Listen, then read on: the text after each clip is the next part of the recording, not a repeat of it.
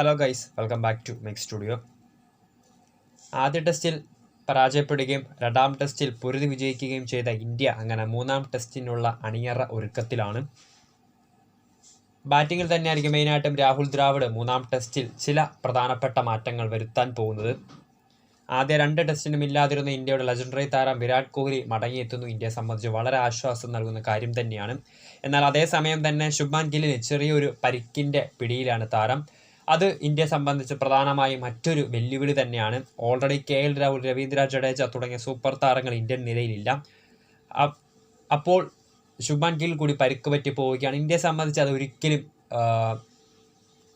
ഒരിക്കലും നികത്താനാവാത്ത ഒരു പ്രധാനപ്പെട്ട വിടവ് തന്നെയായിരിക്കും. നമുക്കറിയാം KL രാഹുലിന് പകരം വിക്കറ്റ് കീപ്പർ ബാറ്റ്സ്മാൻ ശ്രീകർ ഭരത്തിനും രജത് പടിദാറിനും 11ലേക്ക് എത്തിച്ചെങ്കിൽ പോലും ഇരു താരങ്ങളും ഇതിനോടകം തന്നെ ഒരു അർദ്ധ സെഞ്ചുറി പോലും കുറിച്ചിട്ടില്ല.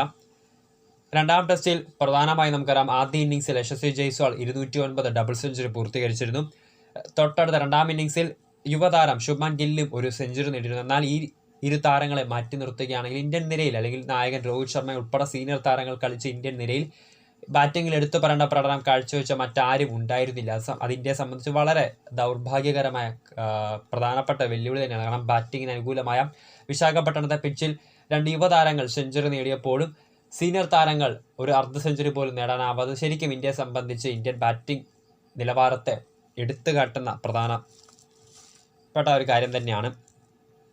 ഇപ്പോൾ വരുന്ന പ്രധാനപ്പെട്ട മറ്റൊരു അപ്ഡേറ്റ് എന്ന് പറയുന്നത് മൂന്നാം ടെസ്റ്റിൽ ജസ്പ്രീത് ബുംറ ഇന്ത്യയുടെ രണ്ടാം ടെസ്റ്റിലെ വിജയ് ശില്പി 9 വിക്കറ്റുകൾ നേടി 2 ഇന്നിംഗ്സിലും ഇംഗ്ലണ്ടിനെ തറപറ്റിച്ച ഇന്ത്യയുടെ സൂപ്പർ ബോളർ ജസ്പ്രീത് ബുംറയ്ക്ക് ഒരുപക്ഷെ മൂന്നാം ടെസ്റ്റിൽ വിശ്രമം അനുവദിച്ചേക്കും. അങ്ങനെയെങ്കിൽ യുവതാരം മുഹമ്മദ് സിറാജ് 11ലേക്ക് തിരികെ എത്തും. രണ്ടാം ടെസ്റ്റിൽ സിറാജിന്റെ സേവനം ഇന്ത്യൻ നിരയിൽ ലഭ്യമായിരുന്നില്ല.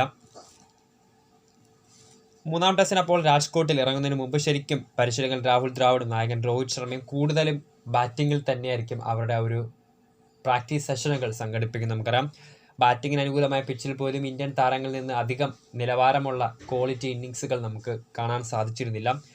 അതിൻ്റെ മറ്റൊരു വിപരീതം തന്നെയാണ് ഇംഗ്ലണ്ട് നിരയിലും. ഇന്ത്യ മികച്ച ബാറ്റിംഗ് ലൈനപ്പ് ഉണ്ടെങ്കിൽ പോലും ഇംഗ്ലണ്ടിൻ്റെ നിരയിൽ നിന്ന് പോലും സാക് ക്രോളിയുടെ ആ ഒരു അർദ്ധ സെഞ്ചുറി മാറ്റി നിർത്തിയാൽ മറ്റു താരങ്ങൾക്കും അധികം ഫോം കണ്ടെത്താൻ സാധിച്ചിരുന്നില്ല. സോ അതിനാൽ തന്നെ ഇരു ടീമുകളും ഏറ്റവും കൂടുതൽ ശ്രദ്ധിക്കുന്ന പ്രധാനപ്പെട്ട വെല്ലുവിളി തന്നെയായിരിക്കും മൂന്നാം ടെസ്റ്റിൽ രാജ്കോട്ടിൻ്റെ മണ്ണിൽ ബാറ്റിംഗ് നിലവാരം ഉയർത്തുക. അതോടൊപ്പം തന്നെ ഇന്ത്യയെ സംബന്ധിച്ച് എടുത്തു പറയുന്ന മറ്റൊരു ആശ്വാസകാരം തന്നെയാണ് വിരാട് കോഹ്ലിയുടെ മടങ്ങിവരവ്. 11ലേക്കുള്ള താരത്തിൻ്റെ മടങ്ങിവരവ് തന്നെയായിരിക്കും ഇന്ത്യൻ നിരയിൽ ഏറ്റവും പ്രധാനമായ ചേഞ്ച് ആകാൻ പോകുന്നത്.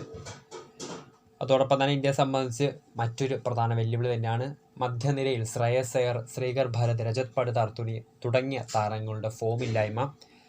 രണ്ടാം ടെസ്റ്റിൽ നമുക്കറിയാം ഗില്ലും ജയ്സ്വാളും സെഞ്ചുറി നേടിയപ്പോൾ പോലും ഈ ഒരു 3 താരങ്ങളും മധ്യനിരയിൽ അധികം വേഗത്തിൽ സ്കോറിംഗ് ചെയ്തിരുന്നില്ല. അതോടൊപ്പം തന്നെ സീനിയർ താരമായിട്ടുള്ള ശ്രേയസ് അയ്യറിൽ നിന്ന് പലരും അല്ലെങ്കിൽ പലപ്പോഴും ദീർഘ ഇന്നിങ്സുകൾ പ്രതീക്ഷിച്ചപ്പോൾ പോലും താരം വേഗത്തിൽ മടങ്ങുന്നതായിരുന്നു കണ്ടത്.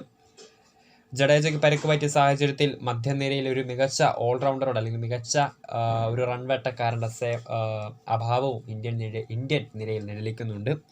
അതൊക്കെ എങ്ങനെയായിരിക്കും പരിശീലകൻ രാഹുൽ ദ്രാവിഡ് മറികടക്കാൻ പോകുന്നത്? ഇനി ഇന്ത്യൻ താരങ്ങൾ ഈ ഒരു ടെസ്റ്റ് കഴിഞ്ഞ 2 ടെസ്റ്റിലുമായി സ്കോർ ചെയ്ത റൺസിലേക്ക് വരികയാണെങ്കിൽ ഒന്നാം സ്ഥാനത്ത് യശസ്വി ജയ്സ്വാളാണ്. 321 റൺസാണ് താരം നേടിയത്. രണ്ടാമത് ശുഭ്മാൻ ഗിൽ 161 റൺസ്. മൂന്നാമത് ശ്രേയസ് അയ്യർ 104, ശ്രീകർ ഭരത് 92, നായകൻ രോഹിത് ശർമ്മ 90 റൺസുമാണ് ഇതുവരെ ഇന്ത്യയുടെ പ്രധാന ബാറ്റർമാർ കഴിഞ്ഞ 2 ടെസ്റ്റിലുമായി നേടിയിട്ടുള്ളത്. വീഡിയോ ഇഷ്ടപ്പെട്ടാൽ ലൈക്ക് ചെയ്യുക, ഷെയർ ചെയ്യുക. കൂടുതൽ വാർത്തകൾക്കായി ചാനൽ സബ്സ്ക്രൈബ് ചെയ്യുക.